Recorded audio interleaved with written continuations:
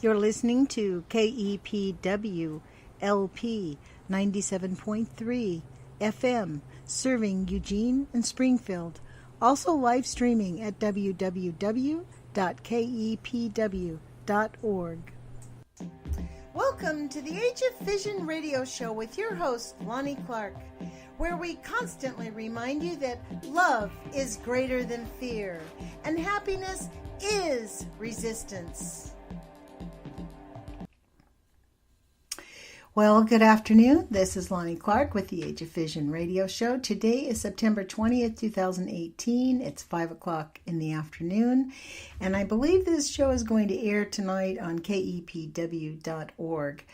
I am going to be doing another reading by Dr. Helen Caldicott from our book, The New Nuclear Danger. But prior to that, I do want to speak about something that is dear to my heart. I live in Oregon, so this is an Oregon-focused kind of discussion, so I won't speak too long for my international and national audience, but we are having Measure 105. It's Repeal the Sanctuary State Law Initiative that's on the ballot here in Oregon, and I am urging people in our state to vote against that measure, vote no on Measure 105, because really it is a way to take a step backwards. We need sanctuary city status right now, especially since we have the Gestapo out there harming people who have been forced to come to the United States because of American corporations and because of the CIA infiltrating their military, training them to be dictators and murderers, and then once they get ousted, they become drug dealers. So that's where most of the torturers come from. They were trained at the School of Americas, frankly, and we have a responsibility to these nations because we destroyed their burgeoning democracies. People cannot go back home and live their lives. Like, they have discovered that some of the families that they've forced to go back home and leave their children here, they can't find them, and they are most likely dead, which is why they left their countries in the first place. So to say that we are completely disconnected from the violence in South America is a false narrative. And frankly, we have a responsibility. You know, we must take in their refugees, and not having protection from these federal... I personally have been involved in the immigration process more than several times, I must admit. And in fact, right this very second, I am sponsoring a Mexican citizen who is married to a friend of mine. She's a school teacher, and she does not earn enough money to sponsor her own husband, who has been waiting for 15 years. Now, this is outrageous. He had lived here undocumented, and then, you know, they had raids 15, 20 years ago. It was right after the new laws, the tough laws, when Bush, right after 9/11, they really tightened up the immigration laws. And he got excluded for up to 15 years because he had entered the country 3 times illegally and been caught. And so they said, okay, even though you're married and you have a 4-year-old child, get in line and get out of the country. That forced her, who she was a graphic designer, burgeoning career, to go to live in El Paso to be near her husband. And she has been living there as a school teacher. That's the only job she could get, a school teacher. And she makes not enough money to sponsor herself and her husband from Mexico. So I'm sponsoring them. And I will tell you what, like, it is outrageous to think that when he gets his papers finally, it's been almost 18 years actually, to be honest. His daughter's 22 now. When he finally gets his papers, we're hoping it's this December or January. Frankly, we're very, very close to the end of the process. The thought to me that when Javier gets here, he'll be driving across the country and some police officer can shake him down and make him feel like he's a criminal again after sitting in line just because he looks like a Mexican and is Mexican. Speaks perfect English, like many people who get rabble-roused by this government. I mean, this is the KKK administration, folks, and I am not going to back down on that one. And when people say, well, we only want 300,000 immigrants a year in this country, well, we have how many millions of people do we have? Are you kidding me? How many people are we disrupting and displacing with our greedy, capitalistic, throw the world away culture that we have? Everyone that buys a new cell phone, everyone that buys new shoes, new clothes, new stuff. I mean, it does not come free.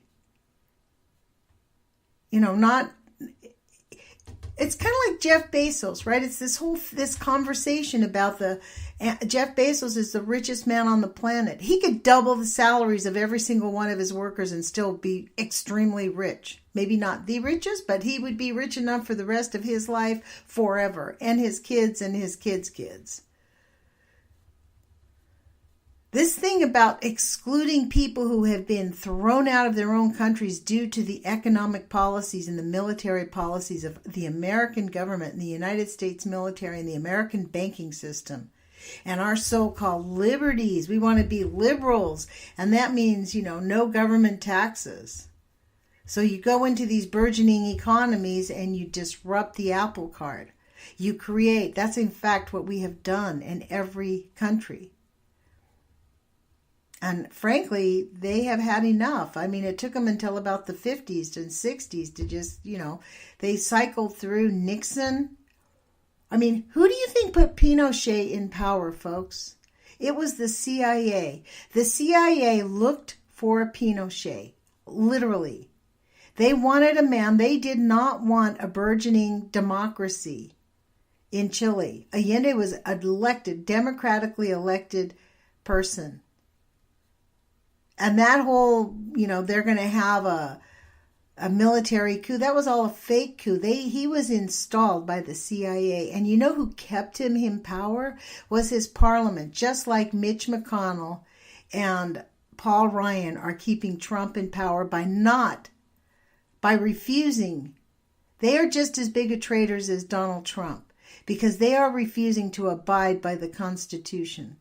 They are not having hearings on the breaking of the emoluments clause, on the apparent Russia treason, and it looks as if some of them are actively engaged themselves. They're part of the cogged wheel, and they're just trying to, this is all for economic gain, period. It has nothing to do with democracy, obviously, as we're finding out, because Measure 105 is about racial profiling in this country. And listen what it is going to do. It is going to use Oregon resources. Measure 105 would repeal the state law which forbids state agencies, including law enforcement, from using state resources or personnel to detect and apprehend persons whose only violation of the law is that of federal immigration law. So in our state, you cannot use money to go hunt down people. And that's the way it needs to be and needs to stay. And I'm going to be talking about this because it is coming up. And we need to say no. If Measure 105 passes, it would open the doors to racial profiling and families being torn apart simply because someone is perceived to be an undocumented immigrant. A no vote will keep the law in place, ensuring that local police personnel, funds, equipment, and facilities are not used to pursue and detain people based solely on suspicions about their immigration status. Oregonians cannot be stopped, detained, or interrogated just because someone thinks they might be an undocumented immigrant. Local police can continue to hold people accountable, including both immigrants and non-immigrants, if they commit crimes and harm our community. Oregon taxpayer money will be kept in our communities and won't be diverted to do the job of the federal law enforcement. That is from orunited.org. And this is a no vote on Measure 105. And I'm going to be talking about it. I don't think I've been talking for too long on this one. It's only been about 10 minutes. So I'm going to get off that train.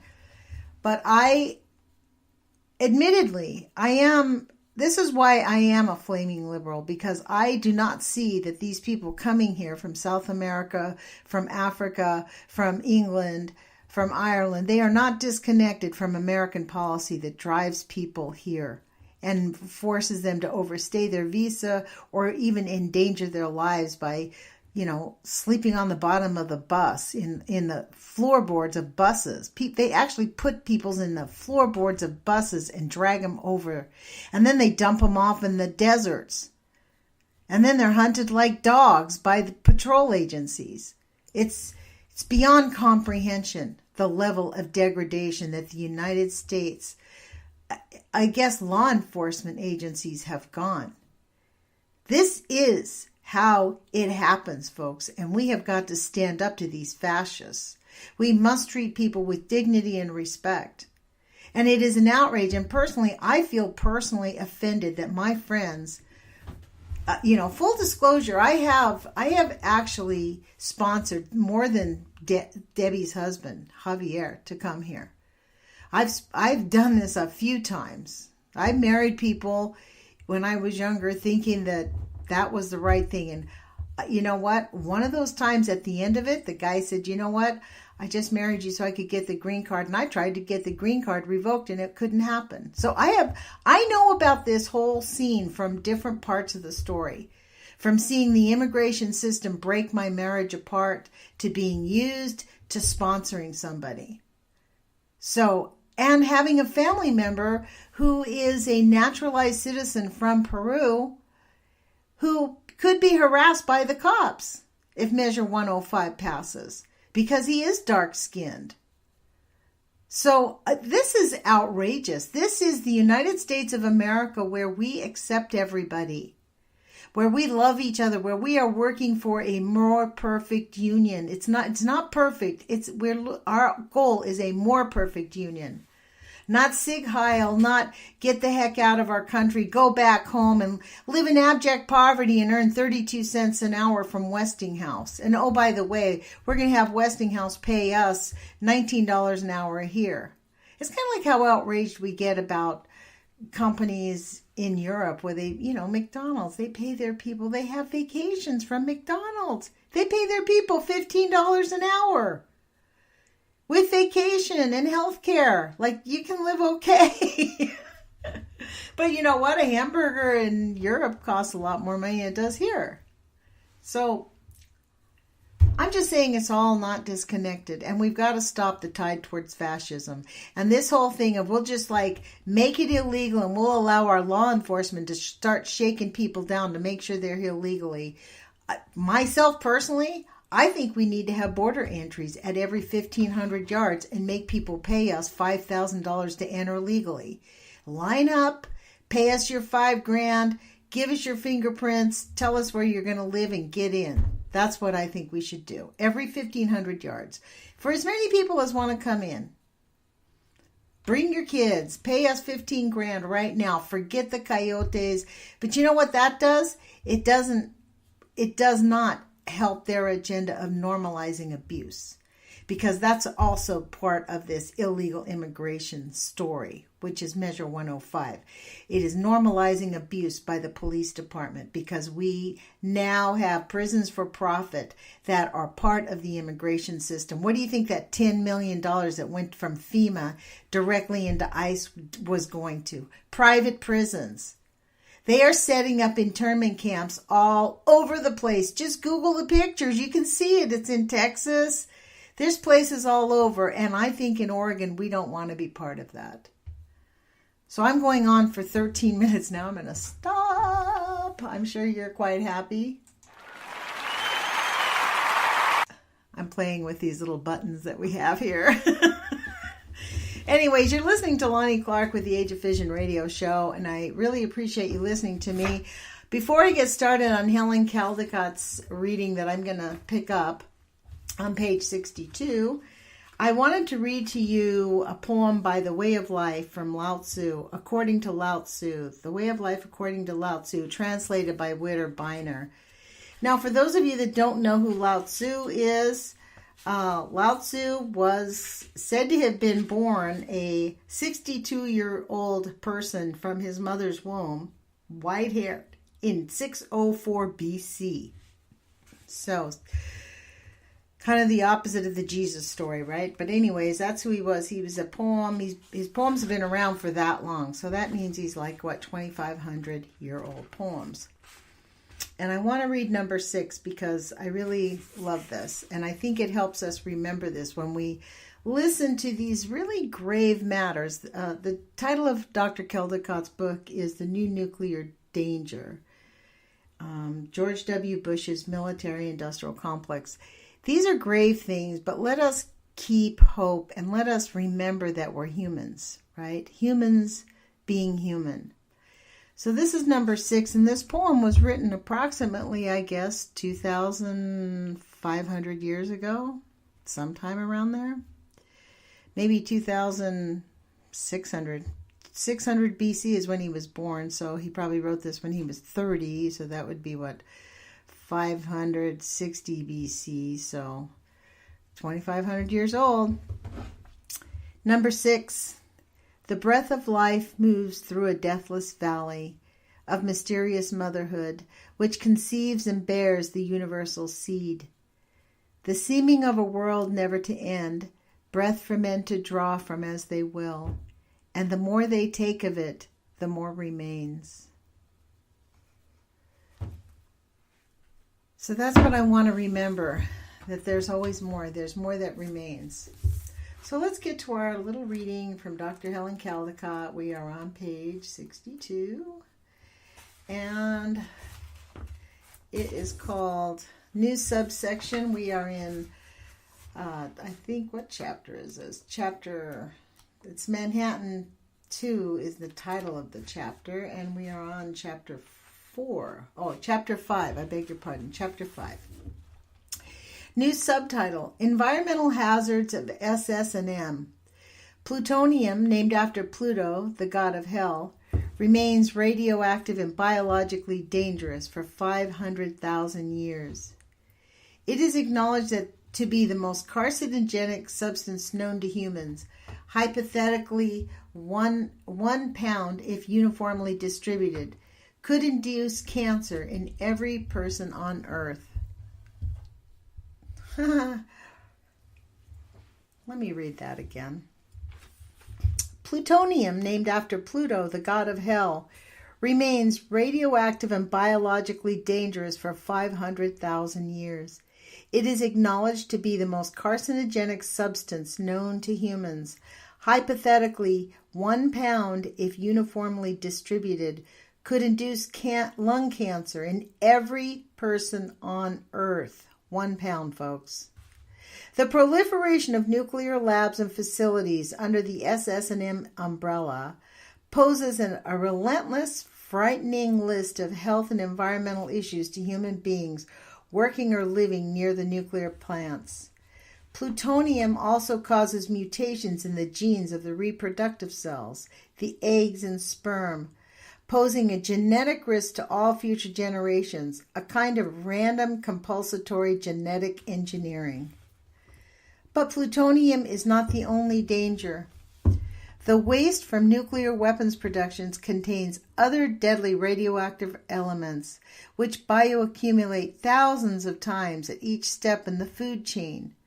Because radioactive elements are tasteless, odorless, and invisible, it is impossible to know whether food exposed is contaminated or not. Cesium-137 concentrates in meats and causes cancer of the muscles. Strontium-90 concentrates in milk and induces bone cancer and leukemia. Radioactive iodine concentrates in vegetables and milk and migrates to the thyroid gland, inducing thyroid tumors and cancer. Tritium combines with water molecules and is incorporated into the actual genetic structure. It is a potent carcinogen. Many of these elements also remain radioactive for hundreds of years, well beyond our lifetimes. These materials and others compose nuclear waste. The detritus from weapons production and generation of nuclear power. Vast quantities of concentrated high-level waste in liquid and solid form lie scattered around the weapons facilities. Indeed, all the DOE weapons manufacturers' plants scattered across the nations are Superfund sites, leaking and leaching, and the most extraordinary dangerous radioactive and toxic chemical contaminants into soils, rivers, lakes, seas, and water supplies. Wow. Think about what's happening right now with the floods in North Carolina. That is, when that dries out, that land is going to be highly radioactive. One particularly vivid example of an intensely polluted DOE site is the old Rocky Flats plants, which from 1953 to 1989 manufactured approximately 70,000 plutonium pits, which is an average of 5 pits per day. During the $7.7 million cleanup, several men were delegated to excavate 171 drums of uranium from a trench in the ground that hadn't been touched for 40 years. One of the men was directed to scoop out an unmarked barrel with a backhoe. It had rotted and uranium sludge oozed out from the barrel. Suddenly there was a blue flash and the ooze burst into flame. The fire had to be extinguished by a dump of sand. As the Denver Post wrote, one drum down, 1,999,956 to go. Wow. And you notice they didn't tell us what happened to the man. And also, how do you like this idea? The Rocky Flats idea, just this year, just a few months ago, actually. They're opening up Rocky Flats as like a hiking center. People have been trying to stop it in Colorado, but it's so outrageous. This is what I mean. They're normalizing abuse. They are normalizing radioactive contamination. Just like they're normalizing these internment camps. This is the culture of normalizing contamination and normalizing abuse. That's why the pedophiles are going unaccountable. It's a whole range. It's a whole host of things. Let's get back to Helen Caldicott's books, folks. The government is attempting to detoxify this nuclear bomb plant, the first such attempt in the history of the nuclear age. Included in the challenges, number 1, to find 1,100 pounds of plutonium that were lost in the ducts of the plant, drum, and glove boxes used to machine the plutonium. What?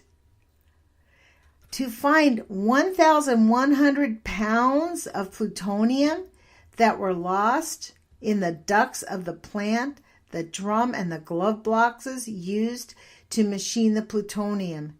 That is enough plutonium to build 150 Nagasaki-sized bombs. It is also more than enough to reach critical mass. 10 pounds is critical mass, and to produce a large nuclear explosion, thereby obliterating much of Denver and Boulder, either by blast or by fallout. Number 2, to clean 13 infinity rooms, so radioactive that monitoring instruments went off scale. One room in the plant was so hot that managers welded the door shut in 1972. Another room was filled with plutonium-fouled machinery and entombed in concrete. Wow, 13 infinity rooms. That's what they're calling them, these rats.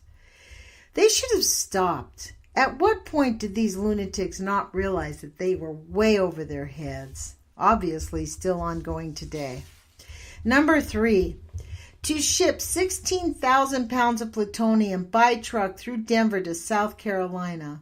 On top of the plutonium shipments, 3 additional truckloads of radioactive waste must be shipped out per day in order to comply with the 2006 cleanup deadline. The cleanup is costing $2 million a day, and it is 2 years behind schedule. It will cost twice as much to raise Rocky Flats as it is to construct the new Denver airport. Wow. They shipped 16,000 pounds of plutonium by truck through Denver to South Carolina. On top of the plutonium shipments, 3 additional truckloads of radioactive waste must be shipped out per day. And that was also on the roads. 3 shipments a day. Oh my gosh, you guys. That's why I like to read Lao Tzu before I do this readings. A recent report by the National Academy of Sciences notes that 2/3 of the government sites involved in nuclear weapons productions will never be decontaminated. Long-term stewardship will be required for 100 of these 144 sites. You get that? 100 of 144. So 44, you don't have to watch them long-term. And many will remain dangerously radioactive for tens or even hundreds of thousands of years. These areas will become and are now denoted as national sacrifice zones. Well, Hanford's no longer considered a national sacrifice zone. It is now considered a national monument. So that's what I mean, normalizing abuse. In fact, back to her book, the federal government lacks the technology, money, or management techniques to prevent the spread of contamination. Many radioactive contaminated plumes in underground water streams have already migrated well beyond the plant boundaries, and it is impossible to police the waste properly. For instance, the DOE erected no fishing signs at a creek near the Oak Ridge National Lab, but children stole the signs. This occurred in this generation. What will happen long after we are forgotten? The NAS report also said that any known barriers for radioactive waste, such as concrete and steel, would fail, and that most of what is known about the behavior of contaminants in air, soil, and water might eventually be proven wrong.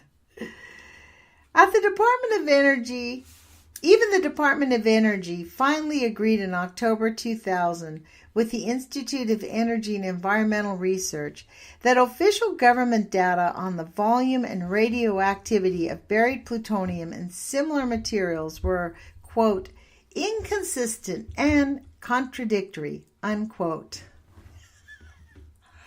I don't know why this just makes me laugh. Is she telling us stuff you don't? Anybody who pays attention to the nuclear fight knows these people have their head right up where. They have no idea what they're doing. They're just liars. That's why I call them the nuclear liars. They're trying to sell us a bag of what and tell us that it's roses. Oof. The amount of plutonium and other man-made radioactive elements from the manufacture of nuclear weapons that has been released into the soil or buried in flimsy containers such as cardboard boxes is 10 times greater than original estimates. The DOE itself admitted that there is little or no information on volumes of soil potentially contaminated by leaching of buried solid waste, and nor is there information on hazardous waste components known to have been commingled with radioactive components. Oh my God. That means they basically have admitted they have no idea where all the contaminants are. Some of these wastes are explosive materials, making retrievals difficult. This buried waste comprises 30% of the nation's radioactivity. Oh my gosh. The DOA surveyed production and dumping records at only 6 sites: Hanford, Idaho National Engineering and Environmental Laboratory near Idaho Falls, Los Alamos National Lab, Oak Ridge National Lab in Tennessee, the Savannah River Site in South Carolina, and the Nevada Test Site. There is new evidence to show that plutonium moves through the soil at a rate much faster than previously predicted. For instance, the Snake River aquifer lies 590 feet below the Idaho facility. Plutonium that was originally buried 20 feet below the surface has now been found at 240 feet. At this rate, it will only take 25 years to reach the aquifer and enter the Snake River. Americium, a decay product of plutonium, will be even more deadly and has already entered the river. Wow. Okay, sorry about this, folks. You're listening to KEPW LP 97.3 FM, serving Eugene and Springfield. Also live streaming at www.kepw.org.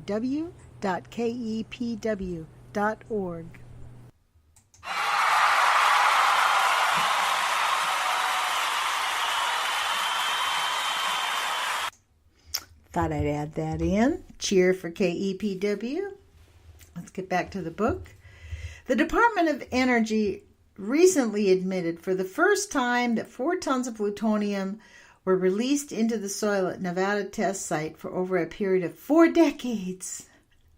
Vast quantities of deadly fission products were also released, some of which are now moving rapidly into water systems towards populated areas nearby. Yeah.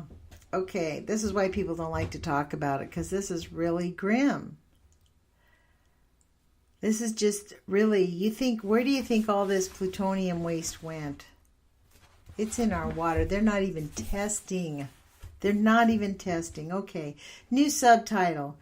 Fires at nuclear weapons labs. In a freak of nature, possibly related to the phenomena of global warming, the contaminated grounds of 3 of the nation's major weapons facilities caught fire during the year 2000 at Los Alamos, Hanford, and Idaho. What? In a freak of nature? Hello? In a freak of nature. That's not a freak of nature, Dr. Caldicott. That's called the Department of Energy setting these places on fire. Let's read this again. In a freak of nature, possibly related to the phenomenon of global warming, possibly, the contaminated grounds of 3 of the nation's major nuclear weapons facilities caught fire during the year 2000. Los Alamos, Hanford, and Idaho. The total of 6.4 million acres burned throughout the U.S., a 3.5 million acres above the 10-year average. They did that on purpose. That is not a freak of nature. This is the kind of stuff that does make me spit nails. Like, I know she's a doctor. I know she has to go with the flow, and you can't make a lunatic sound. But you know what? That's not a coinky dinky. Let's be clear. All 3 of them catching on fire in 1 year? That is bull. I'm going to keep reading her book, though, and stop injecting in it.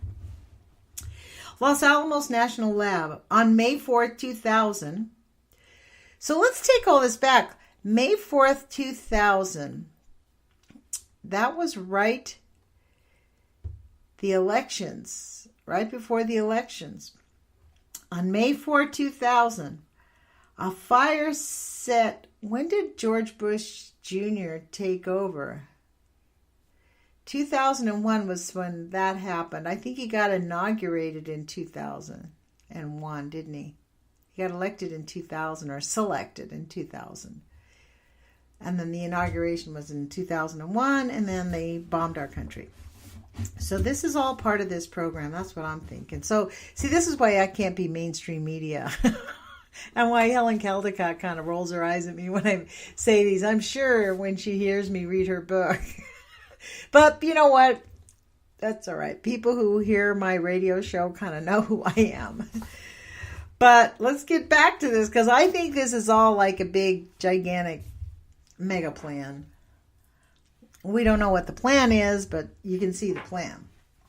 We're on a need-to-know basis, and we don't need to know. So, let me get a sip of my coffee. Thank you for listening to that. On May 4th, 2000, a fire set by park rangers during protective burn-offs in forests near the lab swept through a total of 48,000 acres and burned 7,500 acres, or 1/3 of the lab facility. 1/3, folks. At temperatures of 2,000 degrees Fahrenheit, the fire consumed decommissioned, contaminated buildings dating from the Manhattan Project, coinky dinky, the machine shop for the main research and the development facility, DART, and the storage areas. In all, it destroyed or damaged 112 lab structures and disrupted the operations of 237 facilities. It burned more than 600 waste disposal and contaminated sites, plus several contaminated canyons running through the lab. Wow. Los Alamos waste areas are contaminated with the deadliest materials: plutonium-238 and 239, americium-241, tritium, uranium, strontium-90, cesium-137, beryllium, and organic carcinogenic compounds, PCBs, and solvents. For many years, the preferred storage container of much of the lab's waste was the cardboard box, the good old cardboard box. Over 2,120 potentially radioactive contaminated sites at the lab could now release radiation. During the fire, the Department of Energy failed to deploy airborne monitoring systems to measure smoke contaminants, nor did it attempt to monitor possible localized hotspots. Firefighters were not equipped with radiation monitors, nor were they carefully protected as radiation workers are. In fact, they were mostly unaware of the dangers they faced. Fires at nuclear facilities present special dangers. First, because they disrupt safety systems, leading to loss of power and important means of ventilation. And second, because the contaminated vegetation has been converted to ashes and strong winds sweep radioactive elements into the air to be carried at great distances. Flash floods sweep vast quantities of radioactive elements from the canyons at Los Alamos into watersheds. Wow. These water sources drain into the Rio Grande River, where they pollute drinking and irrigation supplies throughout New Mexico and Mexico. 3 particular Los Alamos canyons are at risk. Number 1, the Perejito Canyon, codenamed TA-15. Facilities here include a defunct and contaminated Omega West reactor, nuclear weapons test facilities, the Kivas, that contained high-energy burst assemblies, and a vault containing large amounts of plutonium and highly enriched uranium. The White Rock community lies directly downstream. Number 2, the Los Alamos Canyon, codenamed TA-41, TA-2, I guess that's 2 of them, codenamed TA-41 and TA-2. Dangerous facilities in this canyon include the defunct contaminated Omega West reactor. Placed at the bottom of the canyon, it is vulnerable to slope instability, mudslides, and rockfalls. The Pueblo Canyon, which contains the Diamond Rock Crossing and utility facilities for the town of Los Alamos. Really?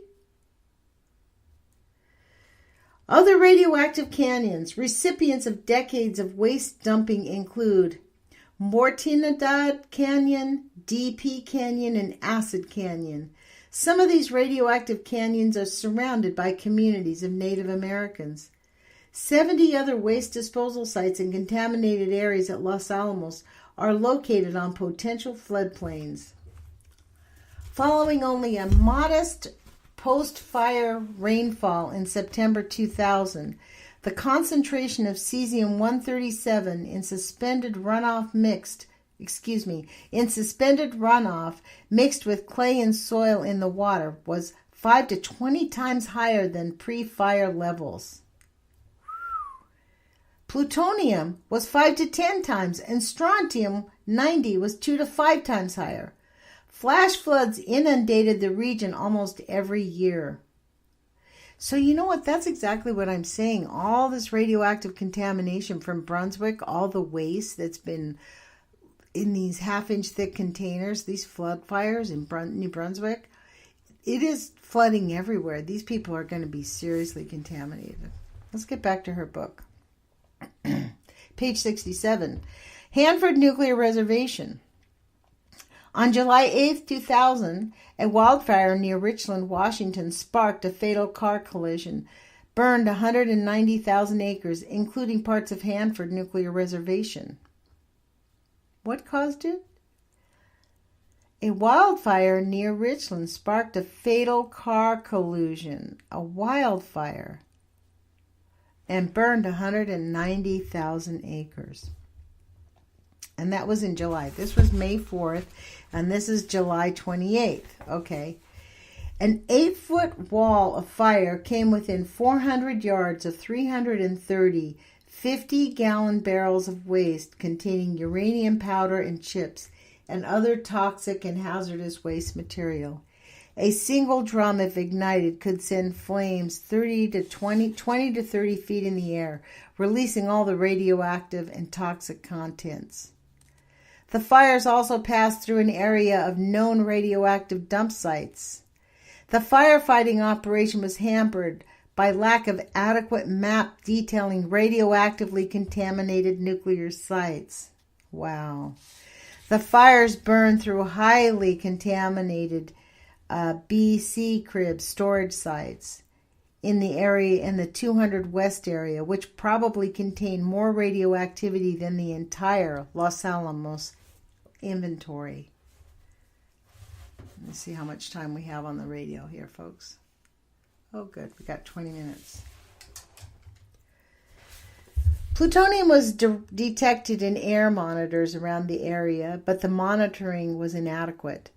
Because federal officials misjudged the seriousness of the fire, the plutonium measurements were incomplete. The most reliable testing by the EPA was performed after the fires ended. Levels measured at that time were still 100 times the normal amount. It is unknown what the measurements were during the height of the blaze. Plutonium could potentially enter the lungs of people hundreds of miles away, depending on wind direction. 1/1,000,000th of a gram of inhaled plutonium is a carcinogenic dose. And to be clear, just I'm going to put in an aside here.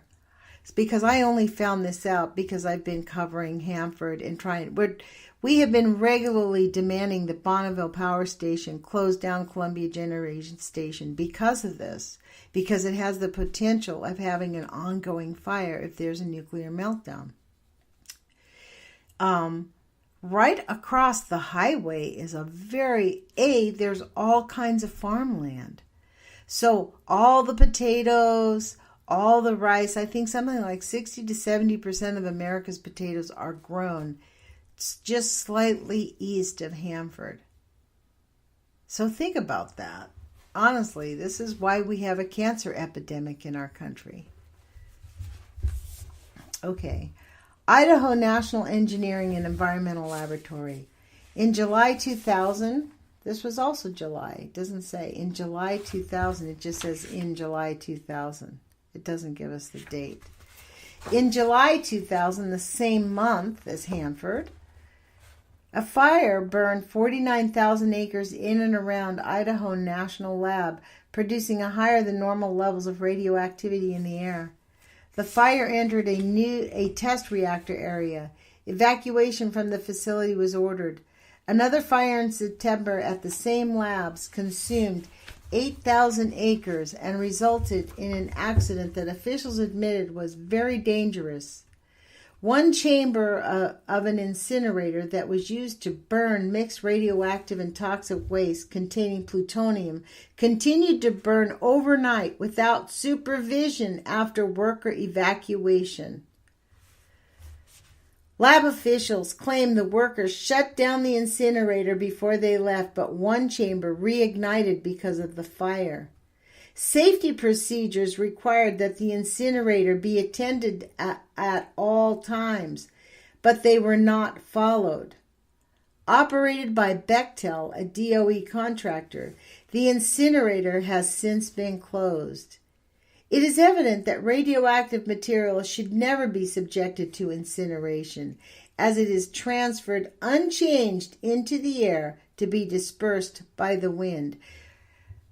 Again, let me interject here, because that is one of the things they're doing regularly in Fukushima. They actually set up a whole facility. They're burning their radioactive waste on a regular. And what they don't get burned on a daily basis gets dumped. Whatever their workload has been supposed to be, they just dump the rest of it right into the ocean. Okay, back to her book. Other nuclear facilities. Several major weapons facilities were closed over the past 10 years, leaving behind large quantities of unguarded, unstable nuclear materials, including 189 tons of combustible, highly enriched uranium at the Oak Ridge Y-12 weapons plant in Tennessee, stored in old wooden buildings.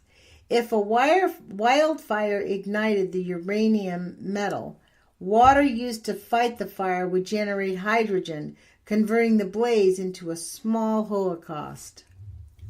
So that's the same facility where Sister Megan Rice got arrested and her two cohorts.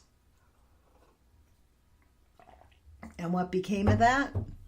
She went to jail, they went to jail, and they're still storing the waste there. And people like me talking about it are considered lunatics. And James Conca from Forbes magazine can still write in the magazine that there's nuclear waste presents no more threat than a potato chip.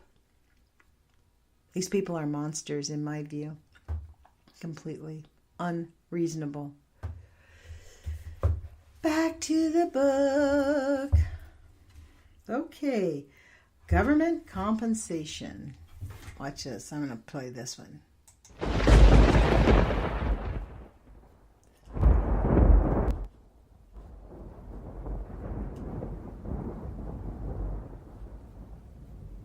I thought that was appropriate for government compensation. I hope that plays. A little bit of thunder.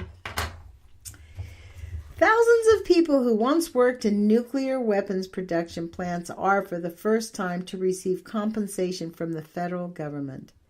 These people mined, milled, and enriched uranium, operated nuclear reactors, processed deadly radioactive materials, machined plutonium, uranium, and thorium, and handled radioactive waste. Many have already died. Others are now dying of cancers and diseases related to their radioactive and toxic chemical exposure. Yet for 60 years, the government stubbornly denies a link between the worker exposure in the nuclear weapons complex and the subsequent disease processes. Very few nuclear workers, if any, were informed of the medical dangers implicit in their work. Rather, the emphasis was on the Cold War, related emergency production of nuclear weapons. This is a national security imperative, and the health of the workers was a secondary condition. Finally, Congress has offered a one-time $150,000 payment plus free health care to those who have suffered. The total cost to the government is estimated at $1 billion over the next 5 years. That's billion with a B. Compared with the billions doled out by Congress to the military corporations, the Pentagon, and nuclear labs. Another, possibly larger group of people exposed during the 40s and 50s were employed by more than 200 private companies across the nation.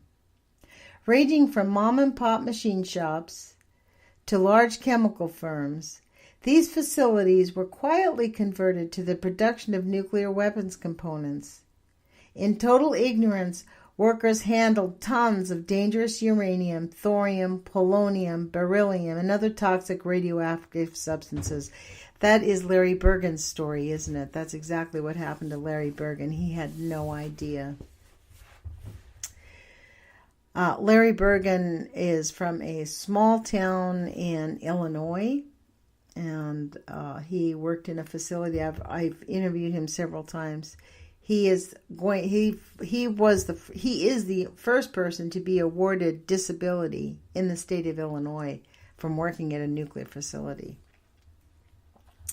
Most of the factories were located in the industrial belts of New England, New York, Pennsylvania, New Jersey, and the Great Lakes, and through the Ohio and Mississippi River valleys, as well as the cities of Detroit, Chicago, St. Louis, and Cleveland. Oh my God, all of these are pits of pollution right now.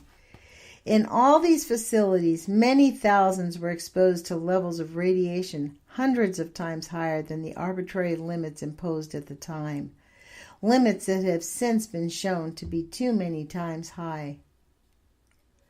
Workers in the most dangerous jobs were exposed to lung doses of 130 rems or higher, 10 times that accepted today. A rem is a biological measurement of radiation. No dose of radiation is safe, and radiation is biologically cumulative. Each dose adds to the risk of cancer development in later years. Some of these workers were so contaminated they were 200% more likely than unexposed people to die of radiation-induced cancer.